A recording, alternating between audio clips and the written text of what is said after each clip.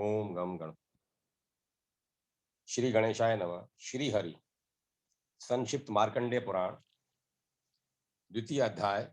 देवताओं के तेज से देवी का प्रादुर्भाव और महिषासुर की सेना का वध। विनियोग। ओम। मध्यम चरित्र के विष्णु ऋषि, महालक्ष्मी देवता, पुण्यशित छंद, शाकंभरी शक्ति, दुर्गा बीज, वायु तत्व और यजुर्वेद स्वरूप है। श्री महालक्ष्मी की प्रसन्नता के लिए मध्यम चरित्र के पाठ में इसका विनियोग है। ध्यान। मैं कमल के आसन पर बैठी हुई महिषासुर मर्दिनी भगवती महालक्ष्मी का भजन करता हूँ, जो अपने हाथों में अक्षमाला, फरसा, गदा, बाण, वज्र, पद्म, धनुष, कुंडिका, दंड शक्ति, खड़क, ढाल, शंख, घंटा, मधुपात्र, शूल, पाश और चक्र धारण करती है, तथा जिनके श्री विग्रह की कांति मूंगे के समान लाल है। ऋषि कहते हैं, पूर्व काल में देवताओं और असुरों में पूरे 100 वर्षों तक घोर संग्राम हुआ था। उसमें असुरों का स्वामी महिषासुर था और देवताओं के नायक इंद्र थे। उस युद्ध में देवताओं की सेना महाबली असुरों से परास्त हो गई। संपूर्ण देवताओं को जीत कर महिषासुर इंद्र बन बैठा। तब पराजित देवता प्रजापति ब्रह्मा जी को आगे करके उस स्थान पर गए जहां भगवान शंकर और विष्णु विराजमान थे। देवताओं ने महिषासुर के पराक्रम तथा अपनी पराजय का यथावत वृतांत उन दोनों देवेश्वरों से विस्तार पूर्वक कह सुनाया। वे बोले, भगवान, महिषासुर सूर्य, इंद्र, अग्नि, वायु, चंद्रमा, यम, वरुण तथा अन्य देवताओं के भी अधिकार छीन कर स्वयं ही सबका अधिष्ठाता बना बैठा है। उस दुरात्मा महिष ने समस्त देवताओं को स्वर्ग से निकाल दिया है। अब वे मनुष्यों की भांति पृथ्वी पर विचरते हैं।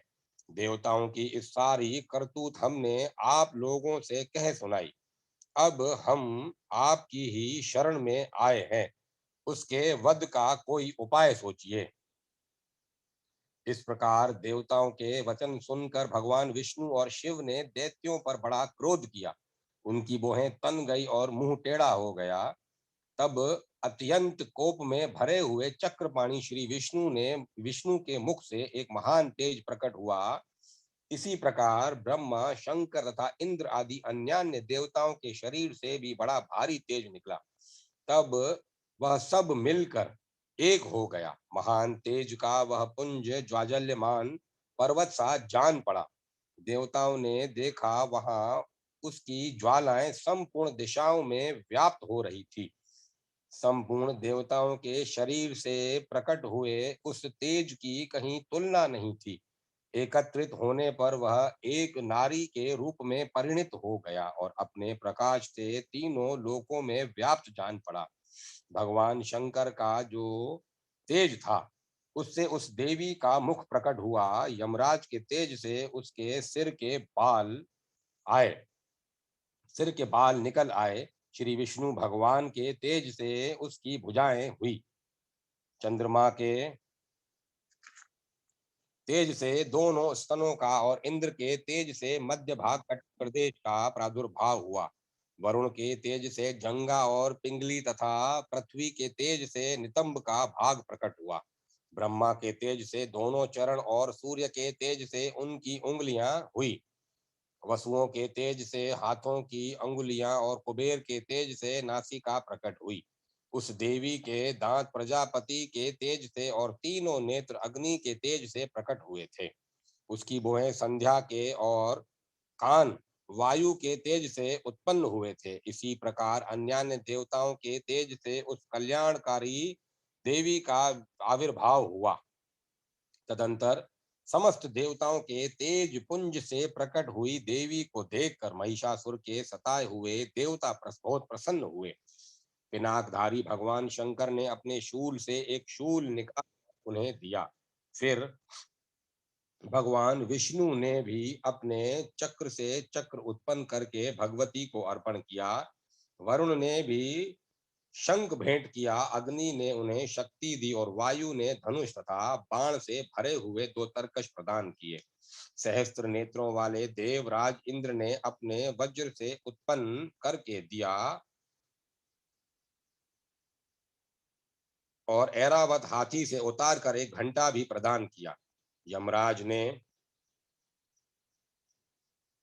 काल दंड के से दंड, वरुण ने पाश, प्रजापति ने स्फटिकाक्ष की माला तथा ब्रह्मा जी ने कमंडलू प्रदान भेंट किया।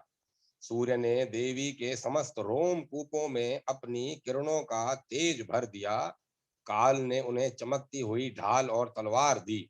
क्षीर समुद्र ने उज्जवल हार तथा कभी जीर्ण न होने वाले दो दिव्य वस्त्र भेंट किए।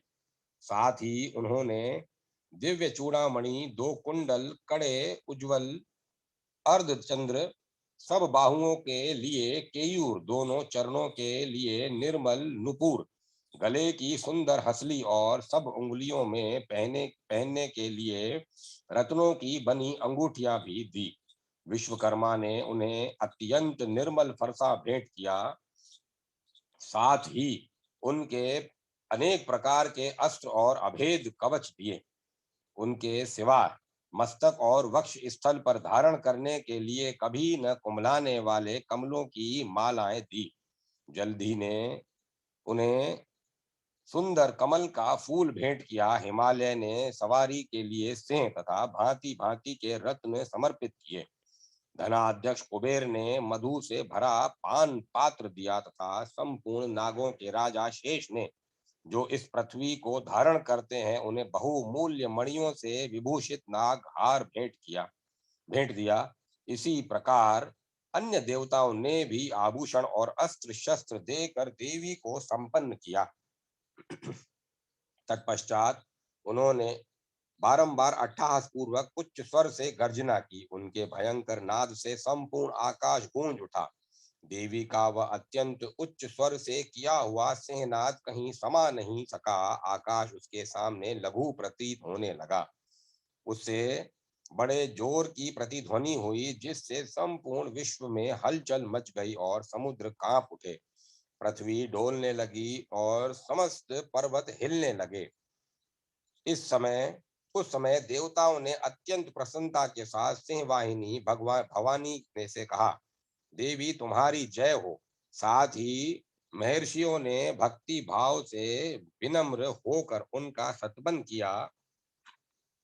संपूर्ण त्रिलोकी शोभग्रस्त देख दैत्यगण अपनी समस्त सेना को कवच आदि से सुसज्जित कर हाथों में हथियार ले सहसा उठकर खड़े हो गए। उस समय महिषासुर ने बड़े क्रोध में आकर कहा, यह क्या हो रहा है? आहा, यह क्या हो रहा है? फिर वह संपूर्ण असुरों से घिर कर उस सिंहनाद की ओर लक्ष्य करके दौड़ा और आगे पहुंचकर उसने देवी को देखा, जो अपनी प्रभा से तीनों लोकों को प्रकाशित कर रही थी। उनके चरणों के भार से पृथ्वी दबी जा रही थी। माथे के मुकुट से आकाश में रेखाएं सी खिंच रही थी तथा वे अपने धनुष की टंकार से सातों पातालों को शुद्ध किए देती थी। देवी अपनी हजारों भुजाओं से संपूर्ण दिशाओं को आच्छादित करके खड़ी थी। तदंतर उनके साथ दैत्यों का युद्ध छिड़ गया। नाना प्रकार के अस्त्र शस्त्रों के प्रहार से संपूर्ण दिशाएं उद्भासित होने लगी। शिशुर नामक महान असुर महिषासुर का सेना नायक था। वह देवी के साथ युद्ध करने लगा। अन्य दैत्यों की चतुरंगिणी सेना साथ लेकर चामर भी लड़ने लगा। 60,000 रथियों के साथ आकर उदग्र नामक महादैत्य ने लोहा लिया। 1 करोड़ रथियों को साथ लेकर महाहनु नामक दैत्य युद्ध करने लगा, जिसके रोए तलवार के समान तीखे थे। वह असीलोमा नाम का महादैत्य 5 करोड़ रथी सैनिकों सहित युद्ध में आ डटा। 60,000 रथियों से घिरा हुआ बाशकल नामक दैत्य भी उस युद्ध भूमि में लड़ने लगा। परिवारित नामक राक्षस हाथी सवार और घुड़सवारों के अनेक दलों तथा 1,000 1 करोड़ रथियों की सेना लेकर युद्ध करने लगा। विडाल नामक दैत्य 5 अरब रथियों से घिरकर लोहा लेने लगा। उसके अतिरिक्त और भी हजारों महादैत्य रथ हाथी और घोड़ों की सेना साथ लेकर वहां देवी के साथ युद्ध करने लगे। स्वयं महिषासुर उस रणभूमि में कोटि कोटि सहस्र रथ हाथी और घोड़ों की सेना से घिरा हुआ खड़ा था। वे दैत्य देवी के साथ तोमर, बिंदीपाल, शक्ति, मूसल, खड़क, परशु और पटिश आदि अस्त्र शस्त्रों का प्रहार करते हुए युद्ध कर रहे थे। कुछ दैत्यों ने उन पर शक्ति का प्रहार किया, कुछ लोगों ने पाश फेंके तथा कुछ दूसरे दैत्यों ने खड्ग प्रहार करके देवी को मार डालने का उद्योग किया। देवी ने भी क्रोध में भरकर खेल खेल में ही अपने अस्त्र शस्त्रों की वर्षा करके दैत्यों के वे समस्त अस्त्र शस्त्र काट डाले। उनके मुख पर परिश्रम या थकावट का रंच मात्र भी चिन्ह नहीं था। देवता और ऋषि उनकी स्तुति करते थे और वे भगवती परमेश्वरी दैत्यों के शरीरों पर अस्त्र शस्त्रों की वर्षा करती रही।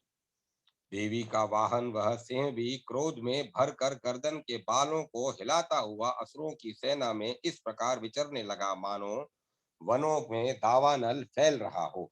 रणभूमि में दैत्यों के साथ युद्ध करती हुई अंबिका देवी ने जितने निश्वास छोड़े वे सभी तत्काल सैकड़ों हजारों गणों के रूप में प्रकट हो गए और परशु, बिंदीपाल, खड्ग तथा पटिश आदि अस्त्रों द्वारा असुरों का सामना करने लगे।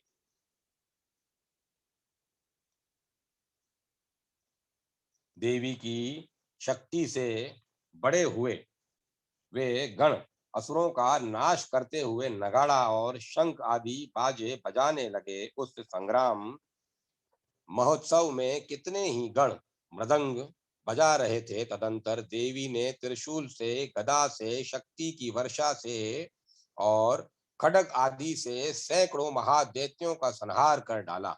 कितनों को घंटे की भयंकर नाद से मूर्छित करके मार गिराया। बहुतेरे दैत्यों को पाश से बांध कर धरती पर घसीटा। कितने ही दैत्य उनकी तीखी तलवार की मार से दो दो टुकड़े हो गए। कितने ही गदा की चोट से घायल हो पृथ्वी धरती पर सो गए।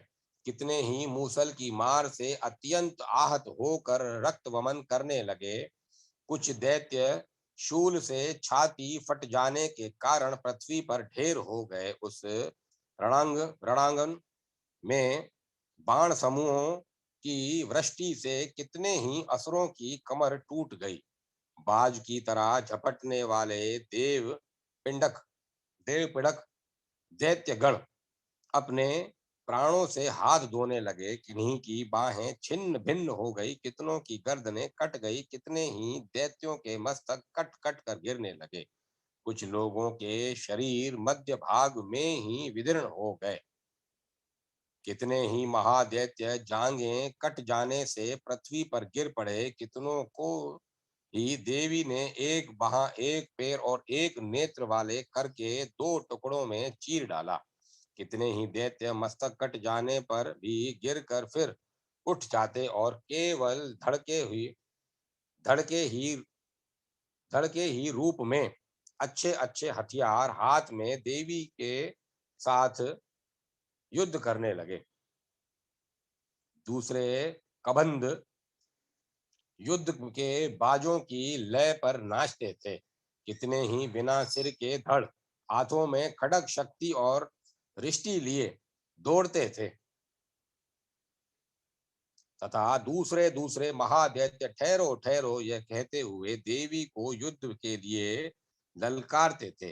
वहां जहां वह घोर संग्राम हुआ था वहां की धरती देवी के गिराए हुए रथ, हाथी, घोड़े और असुरों की लाशों में ऐसी फट गई थी कि वहां चलना फिरना असंभव हो गया था। दैत्यों की सेना में हाथी, घोड़े और असुरों के शरीरों से कितनी इतनी अधिक मात्रा में रक्तपात हुआ था कि थोड़ी ही देर में वहां खून की बड़ी बड़ी नदियां बहने लगी।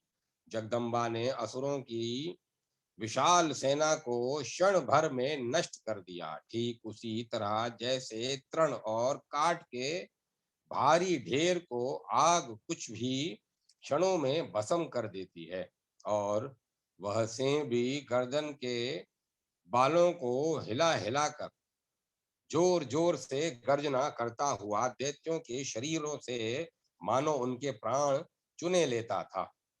वहां देवी के गणों ने भी उन महादैत्यों के साथ ऐसा युद्ध किया जिससे देवता गण उन पर आकाश से फूल बरसाने लगे और उन सब से बहुत संतुष्ट हुए। इस प्रकार श्री मार्कंडेय पुराण के सार्वणिक मनवंतर की कथा के अंतर्गत देवी महात्म्य के महिषासुर की सेना का वध नामक दूसरा अध्याय पूरा हुआ। तृतीय अध्याय सेनापतियों सहित महिषासुर का वध। ध्यान। जगदम्बा के श्री अंगों की कांति उदय काल के सहस्त्रों सूर्यों के समान है। वे लाल रंग की रेशमी साड़ी पहने हुए हैं।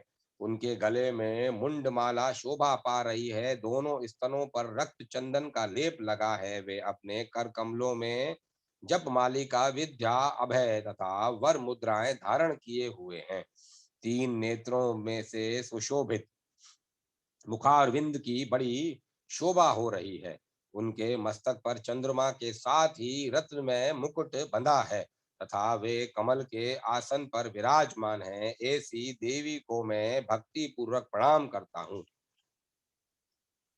ऋषि कहते हैं, दैत्यों की सेना को इस प्रकार तहस नहस होते देख महादैत्य सेनापति चिशुर क्रोध में भरकर अंबिका देवी से युद्ध करने को आगे बढ़ा। वहां असुर रणभूमि में देवी के ऊपर इस प्रकार बाणों की वर्षा करने लगे जैसे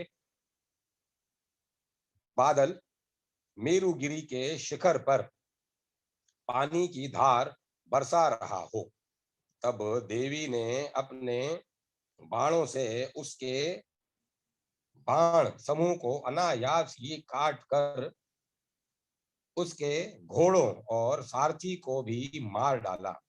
साथ ही उसके धनुष तथा अत्यंत ऊंची ध्वजा को भी तत्काल काट गिराया। धनुष काट कट जाने पर उसके अंगों को अपने बाणों से भींग डाला। धनुष रथ घोड़े और सारथी के नष्ट हो जाने पर वह असुर ढाल और तलवार लेकर देवी की ओर दौड़ा। उसने तीखी धार वाली तलवार से सिंह के मस्तक पर चोट करके देवी की बाईं भुजा में बड़े वेग से प्रहार किया। राजन, देवी की बाह पर पहुंचते ही वह तलवार टूट गई। फिर तो क्रोध से लाल आंखें करके उस राक्षस ने शूल हाथ में लिया। उसे उस महादे उसे उस महादैत्य ने भगवती भद्रकाली के ऊपर चलाया। वह शूल आकाश से गिरते हुए सूर्यमंडल की भांति अपने तेज से प्रज्वलित हो उठा। शूल उस शूल को अपनी और आते देख देवी ने भी शूल का प्रहार किया। उससे उससे राक्षस के शूल के सैकड़ों टुकड़े हो गए। साथ ही महादैत्य चिशुर की भी धज्जियां उड़ गई। वहीं वह प्राणों से हाथ धो बैठा। महिषासुर के सेनापति उस महापराक्रमी चिशुर के मारे जाने पर दैत्यों को देवताओं को पीड़ा देने वाला चामर हाथी पर चढ़कर आया। उसने भी देवी के ऊपर शक्ति का प्रहार किया, किंतु जगदम्बा ने उसे अपने हुंकार से ही आहत एवं निष्प्रभ करके तत्काल पृथ्वी पर गिरा दिया। शक्ति को टूटकर गिरा हुआ शक्ति को टूटकर गिरी हुई देख चामर को युद्ध बड़ा क्रोध हुआ। तब उसने शूल चलाया, किंतु देवी ने उसे भी अपने बाणों द्वारा काट डाला। इतने में ही देवी का सिंह उछलकर हाथी के मस्तक पर चढ़ बैठा और उस दैत्य के साथ खूब जोर लगाकर बाहु युद्ध करने लगा। दोनों लड़ते लड़ते हाथी से पृथ्वी पर आ गए और अत्यंत क्रोध में भरकर एक दूसरे पर बड़े भयंकर प्रहार करते हुए लड़ने लगे। तदंतर सिंह बड़े वेग से आकाश की ओर उछला और उधर से गिरते समय उसने पंजों की मार से चामर का सिर धड़ से अलग कर दिया। इसी प्रकार उदग्र भी शिला और वृक्ष आदि की मार खाकर हाथी रणभूमि में देवी के हाथ से मारा गया। तथा कराल भी दांतों, मुक्कों और थपेड़ों की चोट से धराशायी हो गया। क्रोध में भरी हुई देवी की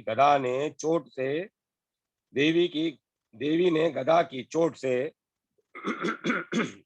उदत का कचूमर निकाल डाला। बिंदी पाल से वाशकल को तथा बाणों से ताम्र और अंधक को मौत के घाट उतार दिया। तीन नेत्रों वाली परमेश्वरी ने त्रिशूल से उग्रा से उग्रवीर्य और तथा महाहनु नामक दैत्य को मार डाला। तलवार की चोंच से विढाल के मस्तक को धड़ से काट गिराया और दुर्धर और दुर्मुख इन दोनों को भी अपने बाणों से यमलोक भेज दिया। इस प्रकार अपनी सेना का संहार होते देख महिषासुर ने भैंसे का रूप धारण करके देवी के गणों को त्रास देना आरंभ किया। किन्हीं को थुथनों से मारकर, किन्हीं के ऊपर खुरों का प्रहार करके, किन्हीं किन्हीं को पूंछ से चोट पहुंचाकर, कुछ को सींगों से विदीर्ण करके, कुछ गणों को वेग से, किन्हीं को सिंहनाद से, कुछ को चक्कर देकर और कितनों को निश्वास वायु के झोंके से धराशाही कर दिया। इस प्रकार गणों की सेना को गिराकर वह असुर महादेवी के सिंह को मारने के लिए झपटा। इससे जगदम्बा को बड़ा क्रोध हुआ। उधर महापराक्रमी महिषासुर भी क्रोध में भरकर धरती को खुरों से खोदने लगा तथा अपने सींगों से ऊंचे ऊंचे पर्वतों को उठाकर फेंकने और गरजने लगा। इसके उसके वेग से चक्कर देने के कारण पृथ्वी शुद्ध होकर फटने लगी। उसकी पूंछ से टकराकर समुद्र सब ओर से धरती को डुबोने लगा। हिलते हुए सिंगों के आघात से विदीर्ण होकर बादलों के टुकड़े टुकड़े हो गए। उसके श्वास की प्रचंड वायु के वेग से उड़े हुए सैकड़ों पर्वत आकाश से गिरने लगे। इस प्रकार क्रोध में भरे हुए उस महादैत्य को अपनी ओर आते देख चंडिका ने उसका वध करने के लिए महान क्रोध किया। उन्होंने पाश फेंक कर उस महान असुर को बांध लिया। उस महासंग्राम में बंध जाने पर उसने भैंसे का रूप त्याग दिया और तत्काल सिंह के रूप में वह प्रकट हो गया। उस अवस्था में जगदम्बा ज्यों ही उसका मस्तक काटने को उद्यत हुई, त्यों ही वह खड्गधारी पुरुष के रूप में दिखाई देने लगा। तब देवी ने तुरंत ही बाणों की वर्षा करके ढाल और तलवार के साथ उस पुरुष को भी भींद डाला। इतने में ही वह महान गजराज के रूप में परिणित हो गया तथा अपनी सूंड से देवी के विशाल सिंह को खींचने और गरजने लगा। खींचते समय देवी ने तलवार से उसकी सूंड काट डाली। तब उस महादैत्य ने पुनः भैंसे का शरीर धारण कर लिया और पहले की ही भांति चराचर प्राणियों सहित तीनों लोकों को व्याकुल करने लगा। तब देवी तब क्रोध में भरी हुई जगन माता चंडिका बारंबार उत्तम मधु का पान करने और लाल आंखें करके हंसने लगी। उधर वह बल और पराक्रम के मध्य से उन्मुक्त हुआ राक्षस अपने सींगों से चंडी के ऊपर पर्वतों को फेंकने लगा और डकारने लगा। उस समय देवी अपने बाणों के समूह से उसके फेंके हुए पर्वतों को चूर्ण करती हुई बोली। बोलते समय उनका मुख मधु के मद से लाल हो रहा था और वाणी लड़खड़ा रही थी। देवी ने कहा, ओ मूढ़, जब तक मधु पीती हूं तब तक तू क्षण भर के लिए खूब गरज ले। मेरे हाथ से यहीं तेरी मृत्यु हो जाने पर अब शीघ्र ही देवता भी गरजना गरजना करेंगे। ऋषि कहते हैं, यूं कहकर देवी उछली और उस महादैत्य के ऊपर चढ़ गई। फिर अपने पैर से उसे दबाकर उन्होंने शूल से उसके कंठ में आघात किया। उनके पैर से दबा होने पर भी महिषासुर अपने मुख से दूसरे रूप से में बाहर होने लगा। अभी आधे शरीर से ही बाहर निकलने पाया था कि देवी ने अपने प्रभाव से उसे रोक दिया। आधा निकला होने पर भी वह महादैत्य देवी से युद्ध करने लगा। तब देवी ने बहुत बड़ी तलवार से उसका मस्तक काट गिराया। फिर तो हाहाकार करती हुई दैत्यों की सारी सेना भाग गई तथा संपूर्ण देवता अत्यंत प्रसन्न हो गए। देवताओं ने दिव्य दिव्य महिषा महर्षियों के साथ दुर्गा देवी का सत्वन किया। गंधर्वराज गान करने लगे तथा अप्सराएं नृत्य करने लगी। इस प्रकार श्री मार्कंडे पुराण में सार्वणिक मनवंतर की कथा के अंतर्गत देवी महात्म्य में महिषासुर वध नामक तीसरा अध्याय पूरा हुआ। चतुर्थ अध्याय इंद्र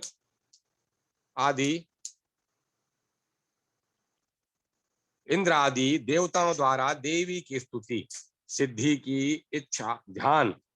की इच्छा रखने वाले पुरुष जिनकी सेवा करते हैं तथा देवता जिन्हें सब ओर से घेरे रहते हैं, उन जया नाम वाली दुर्गा देवी का ध्यान करें।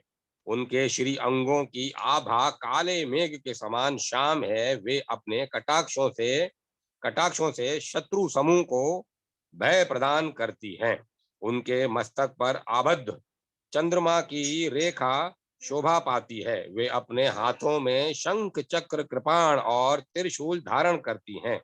उनके तीन नेत्र हैं। वे सिंह के कंधे पर चढ़ी हुई हैं और अपने तेज से तीनों लोकों को परिपूर्ण कर रही हैं। ऋषि कहते हैं, अत्यंत पराक्रमी दुरात्मा महिषासुर और उनकी दैत्य सेना के देवी के हाथ से मारे जाने पर इंद्र आदि देवता प्रणाम के लिए गर्दन और कंधे झुकाकर उन भगवती दुर्गा का उत्तम वचनों द्वारा सत्वन करने लगे। उस समय उनके सुंदर अंगों में अत्यंत हर्ष के कारण रोमांच हो आया था। देवता बोले, संपूर्ण देवताओं की शक्ति का समुदाय ही जिनका स्वरूप है तथा जिन देवी ने अपनी शक्ति से संपूर्ण जगत को व्याप्त कर रखा है, समस्त देवता और महर्षियों की पूजनिया उन जगदम्बा को हम भक्ति पूर्वक नमस्कार करते हैं। वे हम लोगों का कल्याण करें। जिनके अनुपम प्रभाव और बल का वर्णन करने में भगवान शेषनाग, ब्रह्मा जी तथा महादेव जी भी समर्थ नहीं हैं। वह भगवती चंडी का संपूर्ण जगत का पालन एवं अशुभ भय का नाश करने का विचार करे। जो पुण्यात्माओं के घरों में स्वयं ही लक्ष्मी रूप से पापियों के यहाँ दरिद्रता से शुद्ध अंतःकरण वाले पुरुषों के हृदय में बुद्धि रूप से, सत्पुरुषों में श्रद्धा रूप से तथा कुलीन मनुष्यों में लज्जा रूप से निवास करती हैं, उन आप भगवती दुर्गा को हम नमस्कार करते हैं। देवी, संपूर्ण विश्व का पालन कीजिए। देवी, आपके इन अचिंत्य रूप का असुरों का नाश करने वाले भारी पराक्रम का तथा समस्त देवताओं और दैत्यों के समक्ष युद्ध में प्रकट किए हुए आपके अद्भुत चरित्रों का हम उस किस प्रकार वर्णन करें। आप संपूर्ण जगत की उत्पत्ति के कारण हैं। आपके सत्व गुण, रजोगुण और तमोगुण, ये तीनों गुण मौजूद हैं। तो भी दोषों के साथ आपका संसर्ग नहीं जान पड़ता। भगवान विष्णु और महादेव जी आदि देवता भी आपका पार नहीं पाते। आप ही सबका आश्रय हैं। यह समस्त जगत आपका अंशभूत है, क्योंकि आप सबकी आदिभूत अव्यक्ता परा प्रकृति हैं। देवी, संपूर्ण यज्ञों में जिसके उच्चारण से सब देवता तृप्ति लाभ करते हैं, वह स्वाहा आप ही हैं। उसके अतिरिक्त आप पितरों की भी तृप्ति का कारण हैं। अतएव सब लोग आपको स्वधा भी कहते हैं। देवी, जो मोक्ष की प्राप्ति का साधन है, अचिंत्य महाव्रत स्वरूपा है। समस्त दोषों से रहित जितेंद्रिय तत्व को ही सार वस्तु मानने वाले तथा मोक्ष की अभिलाषा रखने वाले मुनिजन जिसका अभ्यास करते हैं, वह भगवती पराविद्या आप ही हैं। आप शब्द स्वरूपा हैं। अत्यंत निर्मल यजुर्वेद, ऋग्वेद, यजुर्वेद तथा उद्विग्न के मनोहर पदों के पाठ से युक्त सामवेद का भी आधार आप ही हैं। आप देवी त्रयी, तीनों वेद और भगवती छहों ऐश्वर्यों से युक्त हैं। इस विश्व की उत्पत्ति एवं पालन के लिए आप ही वार्ता, खेती एवं आजीविका काय के रूप में प्रकट हुई हैं। आप संपूर्ण जगत की घोर पीड़ा का नाश करने वाली हैं। देवी, जिससे समस्त शास्त्रों के सार का ज्ञान होता है, वह मेधा शक्ति आप ही हैं। दुर्गम भव सागर से पार उतारने वाली नौका रूप दुर्गा देवी भी आप ही हैं। आपकी कहीं भी आसक्ति नहीं है। केटब के शत्रु भगवान श्री विष्णु के वक्ष स्थल में एकमात्र निवास करने वाली भगवती लक्ष्मी तथा भगवान चंद्रशेखर द्वारा सम्मानित गौरी देवी भी आप ही हैं। आपका मुख मंद मुस्कान से सुशोभित, निर्मल एवं पूर्ण चंद्रमा के बिंब का अनुकरण करने वाला और उत्तम स्वर्ण की मनोहर कांति से कमनीय है। तो भी उसे देखकर महिषासुर को क्रोध हुआ और सहसा उसने उस पर प्रहार कर दिया। वह यह बड़े आश्चर्य की बात है। देवी, वही मुख जब क्रोध से युक्त होने पर उदय काल के चंद्रमा की भांति लाल और तनी हुई बोहों के कारण विकराल हो उठा, तब उसे देखकर जो महिषासुर के प्राण तुरंत नहीं निकल गए, यह उससे भी बढ़कर आश्चर्य की बात है, क्योंकि क्रोध में भरे हुए यमराज को देखकर भला कौन जीवित रह सकता है। देवी, आप प्रसन्न हो। परमात्मा स्वरूपा आपके प्रसन्न होने पर जगत का अभ्युदय होता है, और क्रोध में भर जाने पर आप तत्काल ही कितने कुलों का सर्वनाश कर डालती हैं।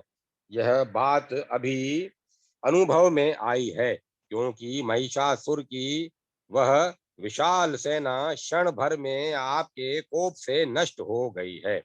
सदा अभ्युदय प्रदान करने वाली आप जिन पर प्रसन्न रहती हैं, वे ही देश में सम्मानित हैं। उन्हीं को ध्यान और यश की प्राप्ति होती है। उन्हीं का धर्म कभी शिथिल नहीं होता तथा वे ही अपने हष्ट पुष्ट स्त्री पुत्र और भृत्यों के साथ धन्य माने जाते हैं। देवी, आपकी ही कृपा से पुण्यात्मा पुरुष प्रतिदिन अत्यंत श्रद्धा पूर्वक सदा सब प्रकार के धर्मानुकाल अनुकूल कर्म करता है और उसके प्रभाव से स्वर्ग लोक में जाता है। इसीलिए आप तीनों लोकों में निश्चय ही मनोवांछित फल देने वाली हैं।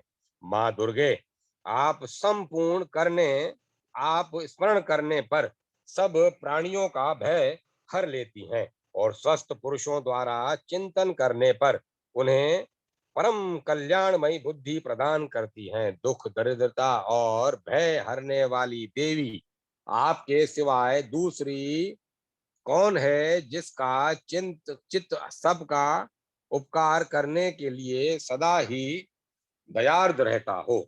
देवी, इन राक्षसों के मारने से संसार को सुख मिले तथा ये राक्षस चीर काल तक नरक में रहने के लिए भले ही पाप करते रहे हों, इस समय संग्राम में मृत्यु को प्राप्त होकर स्वर्ग लोक में जाएं, निश्चय ही यह सोचकर आप शत्रुओं का वध करती हैं।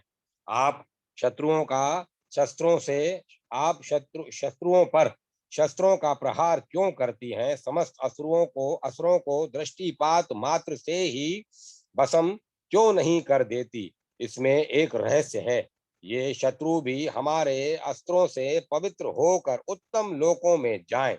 इस प्रकार उसके उनके प्रति भी आपका विचार अत्यंत उत्तम रहता है। खड्ग के तेज पुंज की भयंकर दीप्ति से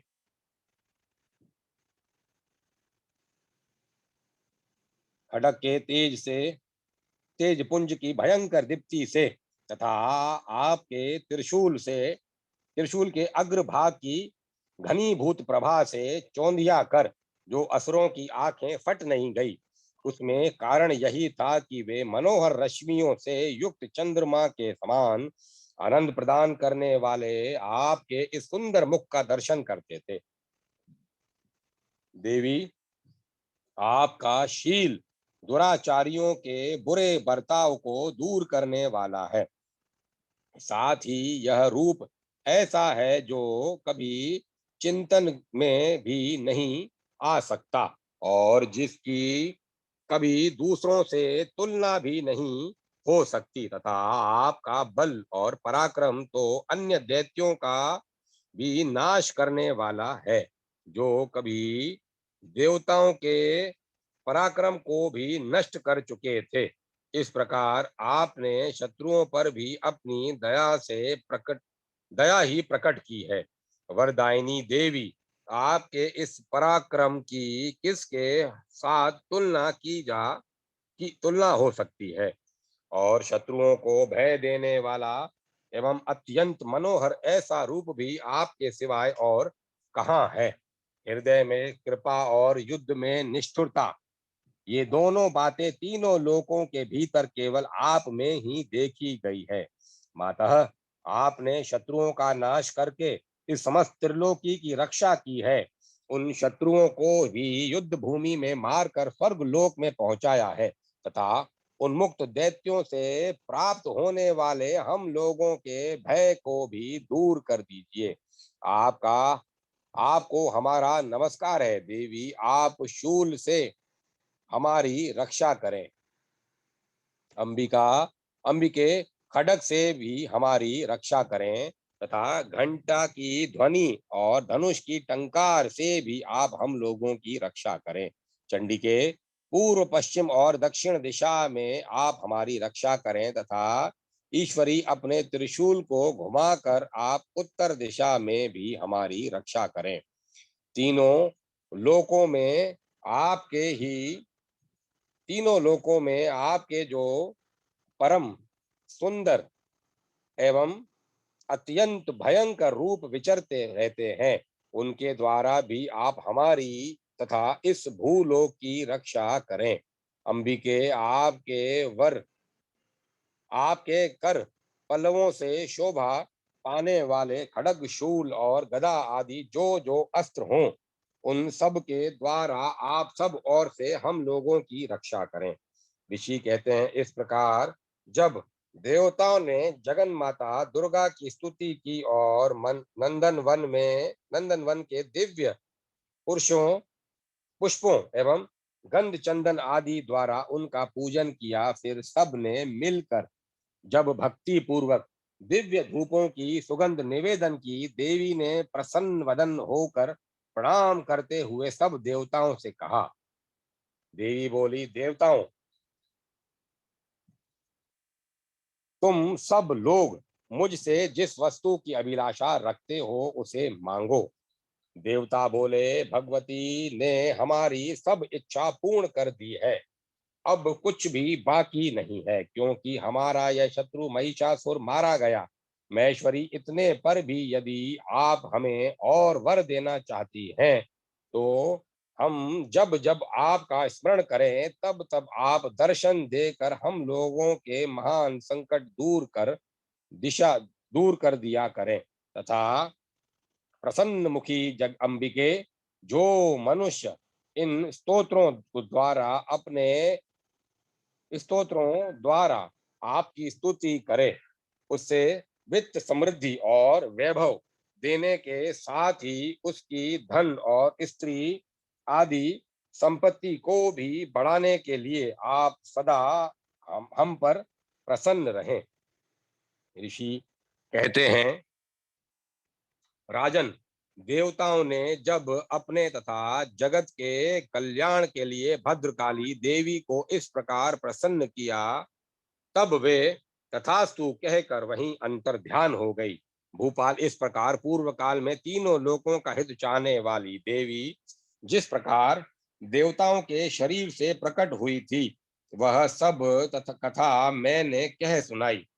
अब पुनः देवताओं का उपकार करने वाली वे देवी दुष्ट दैत्यों तथा शुंभ निशुंभ का वध करने एवं सब लोगों की रक्षा करने के लिए गौरी देवी के शरीर से जिस प्रकार प्रकट हुई थी, वह सब प्रसंग मेरे मुंह से सुनो। मैं उसका तुमसे यथावत वर्णन करता हूँ। इस प्रकार मार्कंडे पुराण में सार्वणिक मनवंतर की कथा के अंतर्गत देवी महात्म्य के शक्रादि स्तुति नामक चौथा अध्याय पूरा हुआ। पंचमो अध्याय। देवताओं द्वारा देवी की स्तुति चंड मुंड के मुख से अंबिका के रूप की प्रशंसा सुनकर शुंभ का उनके पास दूत भेजना और दूत का निराश लौटना। विनियोग। ओम, इस उत्तर चरित्र के रुद्र ऋषि हैं, महासरस्वती देवता हैं, अनुष्टुप छंद हैं, भीमा शक्ति है, भ्रामरी बीज है, सूर्य तत्व है और सामवेद स्वरूप है। महासरस्वती की प्रसन्नता के लिए उत्तर चरित्र के पाठ में इसका विनियोग किया जाता है। ध्यान। जो अपने कर कमलों में घंटा, शूल, हल, शंख, मूसल, चक्र, धनुष और बाण धारण करती हैं, शरद ऋतु के शोभा संपन्न चंद्रमा के समान जिनकी मनोहर कांति है, जो तीनों लोकों की आधारभूता और शुंभ आदि दैत्यों का नाश करने वाली हैं, तथा गौरी के शरीर से जिनका प्रकट्य हुआ है, उन महासरस्वती देवी का मैं निरंतर भजन करता हूँ। ऋषि कहते हैं, पूर्व काल में शुंभ और निशुंभ नामक असुरों ने अपने बल के घमंड में आकर शचीपति इंद्र के हाथ से तीनों लोकों का राज्य और यज्ञ भाग छीन लिया। वे ही दोनों सूर्य, चंद्रमा, कुबेर, यम और वरुण के अधिकार का भी उपयोग करने लगे। वायु और अग्नि का कार्य भी वे ही करने लगे। उन दोनों ने सब देवताओं को अपमानित, राजभ्रष्ट, पराजित तथा अधिकारहीन करके स्वर्ग से निकाल दिया। उन दोनों महान असुरों ने से तिरस्कृत देवताओं ने अपराजिता देवी का स्मरण किया और सोचा, जगदम्बा ने हम लोगों को वर दिया था कि आपत्ति काल में स्मरण करने पर मैं तुम्हारी सब आपत्तियों का तत्काल नाश कर दूंगी। यह विचार कर देवता गिरिराज हिमालय पर गए और वहां भगवती विष्णु माया की स्तुति करने लगे। देवता बोले, देवी को नमस्कार है। महादेवी को देवता बोले, देवी को नमस्कार है। महादेवी शिवा को सर्वदा नमस्कार है। प्रकृति एवं भद्रा को प्रणाम है। हम लोग नियम पूर्वक जगदम्बा को नमस्कार करते हैं। रुद्रा को नमस्कार है। नित्या, गौरी एवं धात्री को बारंबार नमस्कार है। ज्योत्सनामयी चंद्र रूपिणी एवं सुख स्वरूपा देवी को सतत प्रणाम। शरणागतों का कल्याण करने वाली वृद्धि एवं सिद्धि रूपा देवी को हम बारंबार नमस्कार करते हैं। नेत्रती राक्षसों की लक्ष्मी, राजाओं की लक्ष्मी तथा शर्वाणी शिव पत्नी स्वरूपा आप जगदम्बा को बार बार नमस्कार है। दुर्गा दुर्गपारा, दुर्गम संकट से पार उतारने वाली, सारा सबकी सारभूता, सर्व कारिणी ख्याति कृष्णा और धूम्रा देवी को सर्वदा नमस्कार है। अत्यंत सौम्य तथा अत्यंत रौद्र स्वरूपा, रौद्र रूपा देवी को हम नमस्कार करते हैं। उन्हें हमारा बारंबार प्रणाम है। जगत की आधारभूता कृति देवी को बारंबार नमस्कार है। जो देवी सब प्राणियों में विष्णु माया के नाम से कही जाती है, उनको नमस्कार, उनको नमस्कार, उनको बारंबार नमस्कार है। जो देवी सब प्राणियों में विष्णु माया के नाम से कही जाती है, उनको नमस्कार, उनको नमस्कार, उनको बारंबार नमस्कार है। जो देवी सब प्राणियों में चेतना कहलाती है, उनको नमस्कार, उनको नमस्कार, उनको बारंबार नमस्कार है। जो देवी सब प्राणियों में बुद्धि रूप से स्थित है, उनको नमस्कार, उनको नमस्कार, उनको बारंबार नमस्कार है। जो देवी सब प्राणियों में निद्रा रूप से स्थित है, उनको नमस्कार, उनको नमस्कार, उनको बारंबार नमस्कार है। जो देवी सब प्राणियों में क्षुधा रूप से स्थित है, उनको नमस्कार, उनको नमस्कार, उनको बारंबार नमस्कार है। जो देवी सब प्राणियों में छाया रूप से स्थित है, उनको नमस्कार, उनको नमस्कार, उनको बारंबार नमस्कार है। जो देवी सब प्राणियों में शक्ति रूप से स्थित है, उनको नमस्कार, उनको नमस्कार, उनको बारंबार नमस्कार है। जो देवी सब प्राणियों में तृष्णा रूप से स्थित है, उनको नमस्कार, उनको नमस्कार, उनको बारंबार नमस्कार है। जो देवी सब प्राणियों में क्षमा रूप से स्थित है, उनको नमस्कार, उनको नमस्कार, उनको बारंबार नमस्कार है। जो देवी सब प्राणियों में जाति रूप से स्थित है, उनको नमस्कार, उनको नमस्कार, उनको बारंबार नमस्कार है। जो देवी सब प्राणियों में लज्जा रूप से स्थित है, उनको नमस्कार, उनको नमस्कार, उनको बारंबार नमस्कार है। जो देवी सब प्राणियों में शांति रूप से स्थित है, उनको नमस्कार, उनको नमस्कार, उनको बारंबार नमस्कार है। जो देवी सब प्राणियों में श्रद्धा रूप से स्थित है, उनको नमस्कार, उनको नमस्कार, उनको बारंबार नमस्कार है। जो देवी सब प्राणियों में कांति रूप से स्थित है, उनको नमस्कार, उनको नमस्कार, उनको बारंबार नमस्कार है। जो देवी सब प्राणियों में लक्ष्मी रूप से स्थित है, उनको नमस्कार, उनको नमस्कार, उनको बारंबार नमस्कार है। जो देवी सब प्राणियों में वृत्ति रूप से स्थित है, उनको नमस्कार, उनको नमस्कार, उनको बारंबार नमस्कार है। जो देवी सब प्राणियों में स्मृति रूप से स्थित है, उनको नमस्कार, उनको नमस्कार, उनको बारंबार नमस्कार है। जो देवी सब प्राणियों में दया रूप से स्थित है, उनको नमस्कार, उनको नमस्कार, उनको बारंबार नमस्कार है। जो देवी सब प्राणियों में दृष्टि रूप से स्थित है, उनको नमस्कार, उनको नमस्कार, उनको बारंबार नमस्कार है। जो देवी सब प्राणियों में माता रूप से स्थित है, उनको नमस्कार, उनको नमस्कार, उनको बारंबार नमस्कार है। जो देवी सब प्राणियों में भ्रांति रूप से स्थित है, उनको नमस्कार, उनको नमस्कार, उनको बारंबार नमस्कार है। जो जीवों के इंद्रिय वर्ग की अधिष्ठात्री देवी एवं सब प्राणियों में सदा व्याप्त रहने वाली हैं, उन व्याप्ति देवी को बारंबार नमस्कार है। जो देवी चैतन्य रूप से इस संपूर्ण जगत को व्याप्त करके स्थित है, उनको नमस्कार, उनको नमस्कार, उनको बारंबार नमस्कार है। पूर्व काल में अपने अभिष्ट की प्राप्ति होने से देवताओं ने जिनकी स्तुति की तथा देवराज इंद्र बहुत दिनों तक जिनका सेवन किया, देवराज इंद्र ने बहुत दिनों तक जिनका सेवन किया, वह कल्याण की साधन भूता ईश्वरी हमारा कल्याण और मंगल करें तथा हमारी आपत्तियों का नाश कर डालें। उद्दंड दैत्यों से सताए हुए हम सभी देवता जिन परमेश्वरी को इस समय नमस्कार करते हैं तथा जो भक्ति से विनम्र पुरुषों द्वारा स्मरण की जाने पर तत्काल ही संपूर्ण विपत्तियों का नाश कर देती है। वे जगदम्बा हमारा संकट दूर करें। ऋषि कहते हैं, राजन, इस प्रकार जब देवता स्तुति कर रहे थे, उस समय पार्वती देवी गंगा जी के जल में स्नान करने के लिए वहां आई। उन सुंदर बाहों वाली भगवती ने देवताओं से पूछा, आप लोग यहाँ किसके लिए, किसकी स्तुति करते हैं?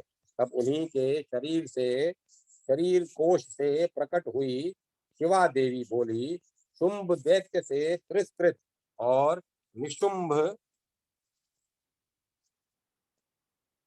शुंभ दैत्य से तिरस्कृत और युद्ध में निशुंभ से पराजित हो यहाँ एकत्र हुए ये समस्त देवता यह मेरी ही स्तुति कर रहे हैं।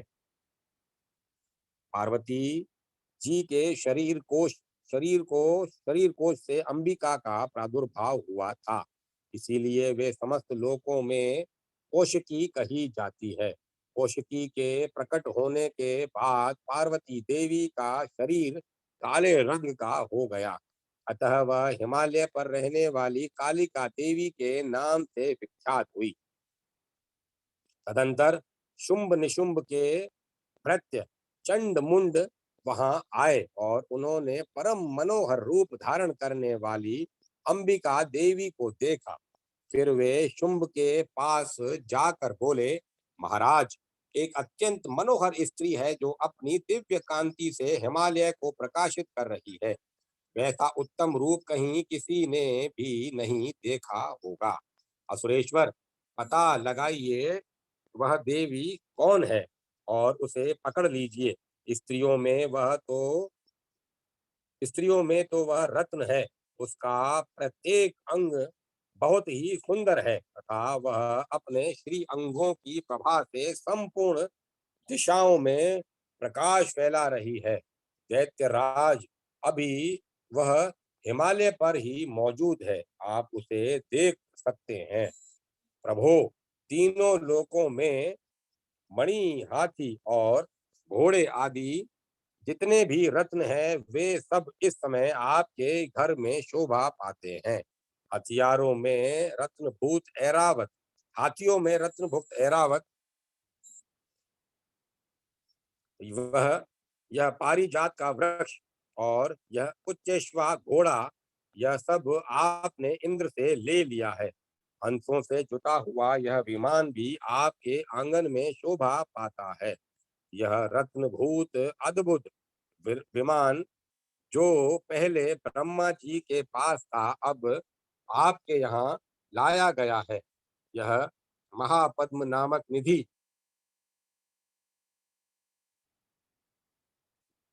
आप कुबेर से छीन लाए हैं। समुद्र ने भी आपको कंजकिलिनी नाम की माला भेंट की थी, जो केसरों से सुशोभित है और जिसके कमल कभी कुंभलाते नहीं। स्वर्ण की वर्षा करने वाला वरुण का छत्र भी आपके घर में शोभा पाता है। और यह श्रेष्ठ रथ जो पहले प्रजापति के अधिकार में था, अब आपके पास मौजूद है। दैत्येश्वर, मृत्यु की उत्क्रांति दा नाम वाली शक्ति भी आपने छीन ली है तथा वरुण का पाश तथा और समुद्र में होने वाले सब प्रकार के रत्न आपके भाई निशुंभ के अधिकार में है। अग्नि ने भी स्वतः शुद्ध किए हुए 2 वस्त्र आपकी सेवा में अर्पित किए हैं। दैत्यराज, इस प्रकार सभी रत्न आपने एकत्र कर लिए हैं। और फिर जो यह स्त्रियों में रत्न रूप कल्याणकारी देवी है, उसे आप क्यों नहीं अपने अधिकार में कर लेते? ऋषि कहते हैं, चंड मुंड का यह वचन सुनकर शुंभ ने महादैत्य सुग्रीव को दूत बनाकर देवी के पास भेजा और कहा, तुम मेरी आज्ञा से उसके सामने ये बातें कहना कि और ऐसा उपाय करना जिससे प्रसन्न होकर वह शीघ्र ही यहाँ आ जाए। वह दूत पर्वत के अत्यंत रमणीय अत्यंत रमणीय प्रदेश में जहां देवी मौजूद थी गया और मधुर वाणी से में कोमल वचन बोला। दूत बोला, देवी दैत्यराज शुंभ इस समय तीनों लोकों के परमेश्वर हैं। मैं उन्हीं का भेजा हुआ दूत हूं और यहाँ तुम्हारे ही पास आया हूं। उनकी आज्ञा सदा सब देवता एक स्वर से मानते हैं। कोई उसका उल्लंघन नहीं कर सकता। यह वे संपूर्ण देवताओं को परास्त कर चुके हैं। उन्होंने तुम्हारे लिए जो संदेश दिया है उसे सुनो। संपूर्ण त्रिलोकी मेरे अधिकार में है। देवता भी मेरी आज्ञा के अधीन चलते हैं।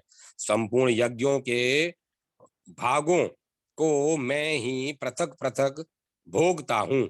तीनों लोकों में जितने श्रेष्ठ रत्न हैं वे सब मेरे अधिकार में हैं। देवराज इंद्र का वाहन ऐरावत जो हाथियों के में रत्न के समान है मैंने छीन लिया है। क्षीर सागर का मंथन करने से जो अश्व रत्न उच्चश्वा प्रकट हुआ था उसे देवताओं ने मेरे पैरों पर पड़कर समर्पित किया है। सुंदरी, उनके सिवाय और भी जितने रत्नभूत पदार्थ देवताओं, गंधर्वों और नागों के पास थे वे सब मेरे ही पास आ गए हैं।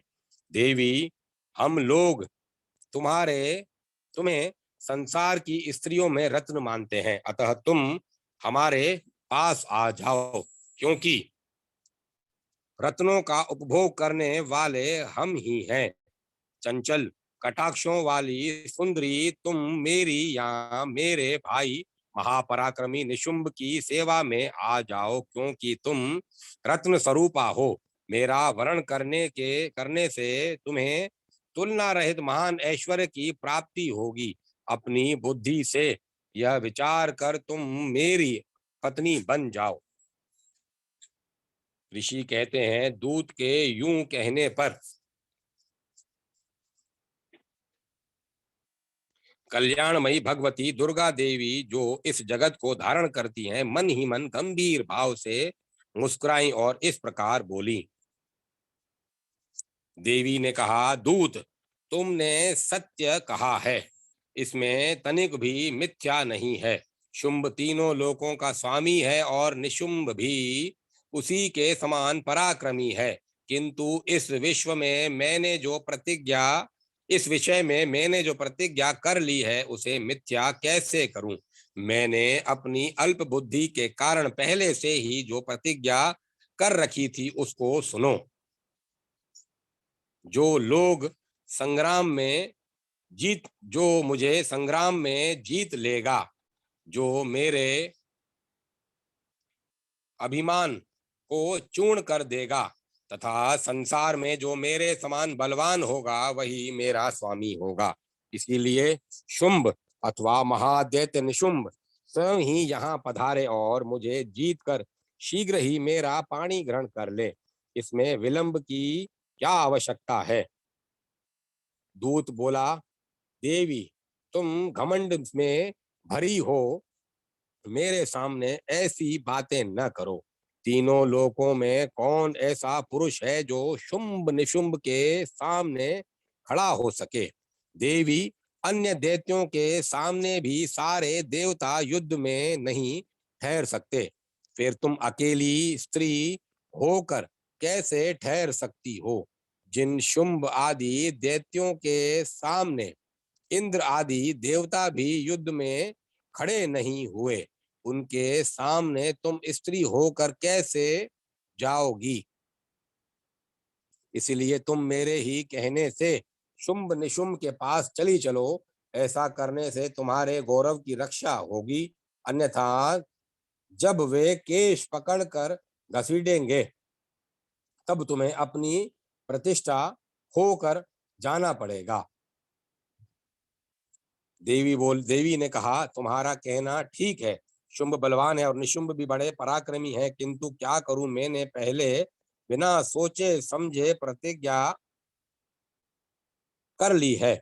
अतः अब तुम जाओ। मैंने तुमसे जो भी जो कुछ कहा है वह सब दैत्यराज से आदर पूर्वक कहना, फिर वे जो उचित जान पड़े करें।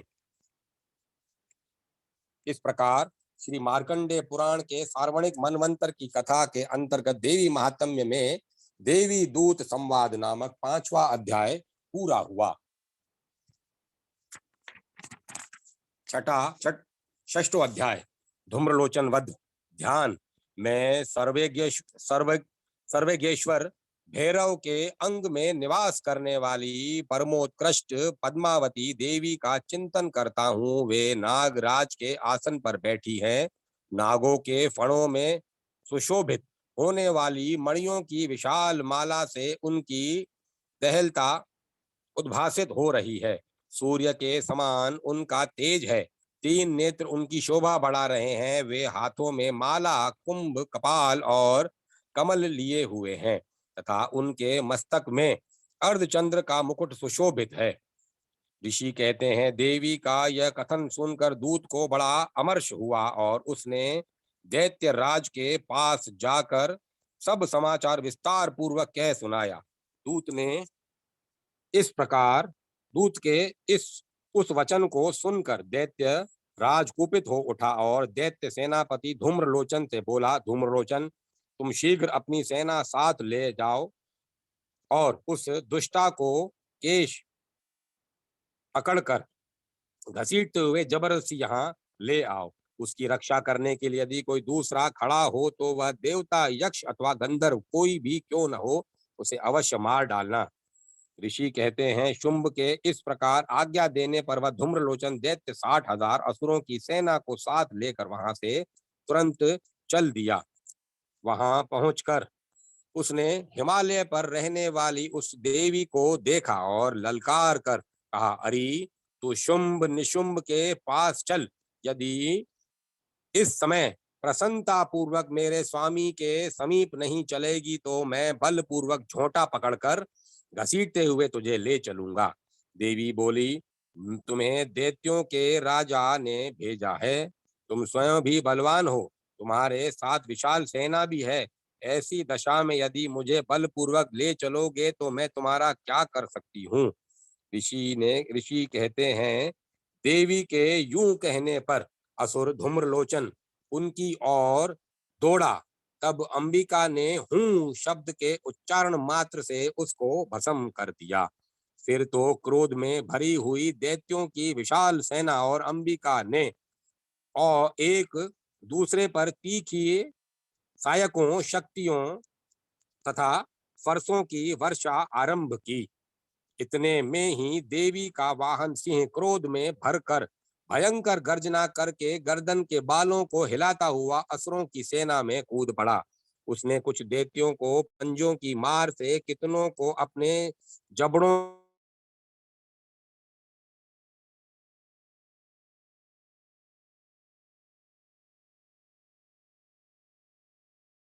में अपने नखों से कितनों के पेट फाड़ डाले और थप्पड़ मारकर कितनों के सिर धड़ से अलग कर दिए।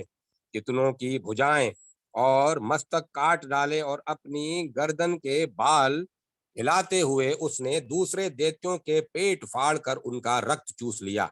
अत्यंत क्रोध में भरे हुए देवी के महान वाहन उस महाबली सिंह ने क्षण भर में ही असुरों की सारी सेना का संहार कर डाला।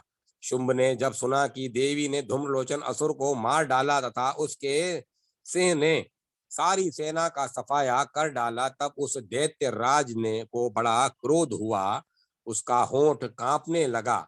उसने चंड और मुंड नामक दो महादैत्यों को आज्ञा दी, ये हे चंड और हे मुंड, तुम लोग बहुत बड़ी सेना लेकर वहां जाओ और उस देवी को के झोंटे पकड़कर अथवा उसे बांधकर शीघ्र यहाँ ले आओ। यदि इस प्रकार उसको लाने में तुम्हें संदेह हो तो युद्ध में सब और प्रकार से के शस्त्रों तथा समस्त आसुरी सेना का प्रयोग करके उसकी हत्या कर डालना। उस दुष्ट की हत्या होने तथा सिंह के मारे जाने पर उस अंबिका को बांधकर साथ ही शीघ्र यहाँ लौट आना।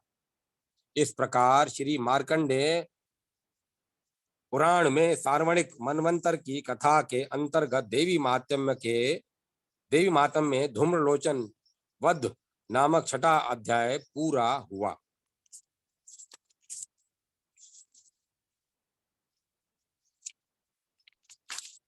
सप्तमो अध्याय चंड और मुंड का वध।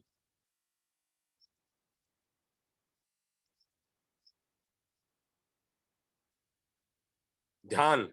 मैं मातंगी देवी का ध्यान करता हूँ। वे रत्न में सिंहासन पर बैठकर पढ़ते हुए तोते का मधुर शब्द सुन रही हैं। उनके शरीर का वर्ण श्याम है।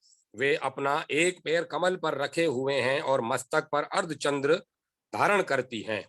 कुम्हार कहार पुष्पों की माला धारण किए वीणा बजाती हैं। उनके अंगों में कसी हुई चोली शोभा पा रही है। लाल रंग की साड़ी पहने हाथ में शंख में पात्र लिए हुए उनके वदन पर मधु का हल्का हल्का नशा जान पड़ता है और ललाट में बिंदी शोभा दे रही है।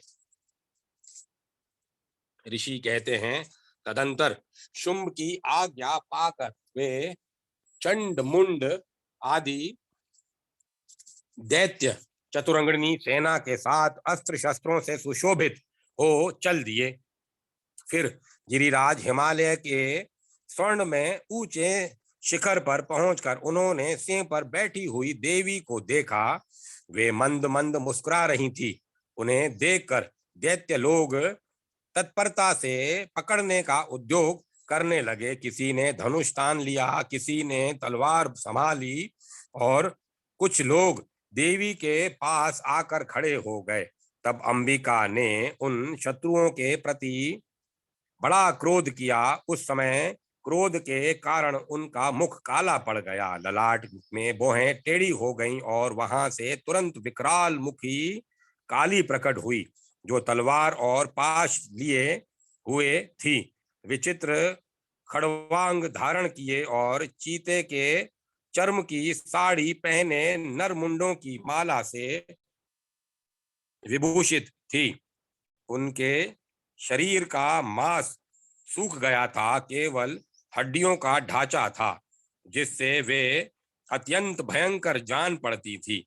उनका मुख बहुत विशाल था, जीभ लपलपाने के कारण वे और भी डरावनी प्रतीत होती थी। उनकी आंखें भीतर को धसी हुई और लाल थी। वे अपनी भयंकर गर्जना से संपूर्ण दिशाओं को गुंजा रही थी।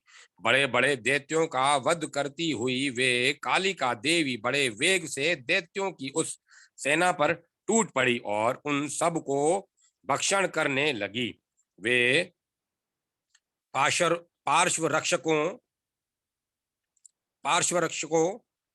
अंकुशधारी महावतों योद्धाओं और घंटा सहित कितने ही हाथियों को एक ही हाथ से पकड़कर मुंह में डाल लेती थी।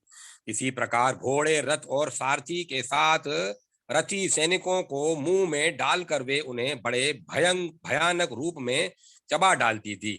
किसी के बाल पकड़ लेती, किसी का गला दबा देती, किसी को पैरों से कुचल डालती और किसी को छाती के धक्के से गिराकर मार डालती थी। वे असुरों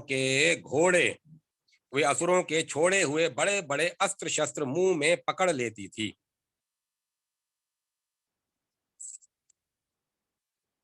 और रोष में भरकर उनको दांतों से पीस डालती थी। काली ने बलवान एवं दुरात्मा दैत्यों की वह सारी सेना रोंद डाली, खा डाली और कितनों को मार भगाया। कोई तलवार के घाट उतारे गए, कोई खड़वांग से पीटे गए और कितने ही असुर दांतों के अग्रभाग से कुचले जाकर मृत्यु को प्राप्त हुए।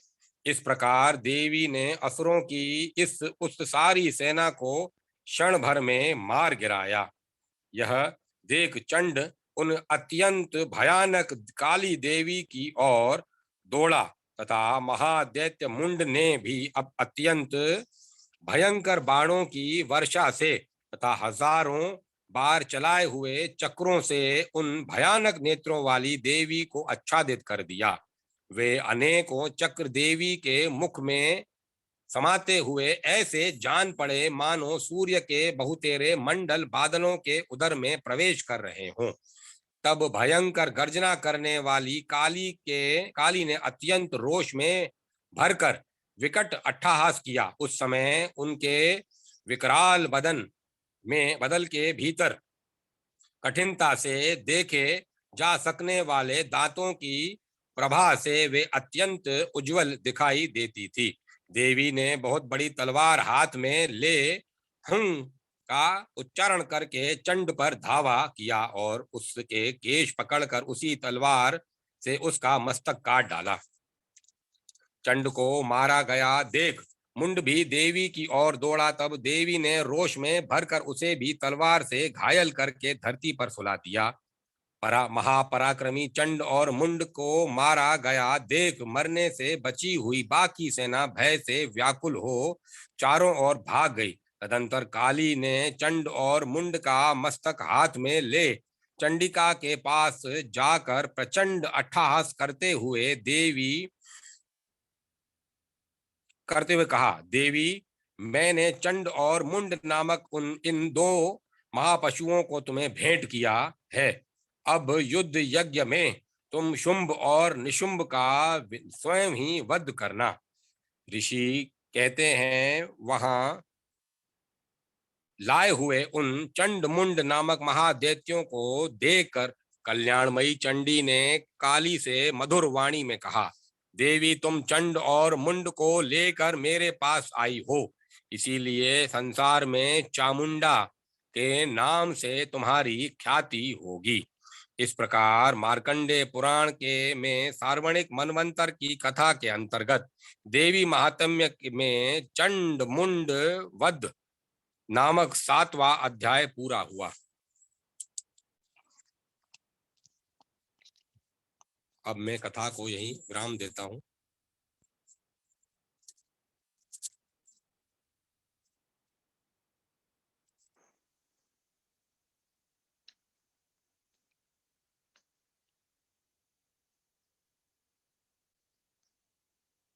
कथा को विराम दे दिया हितेश।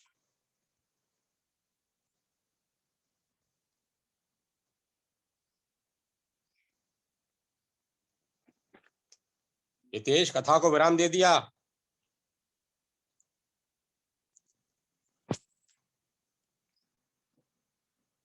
रिकॉर्डिंग बंद ही नहीं करा भला आदमी।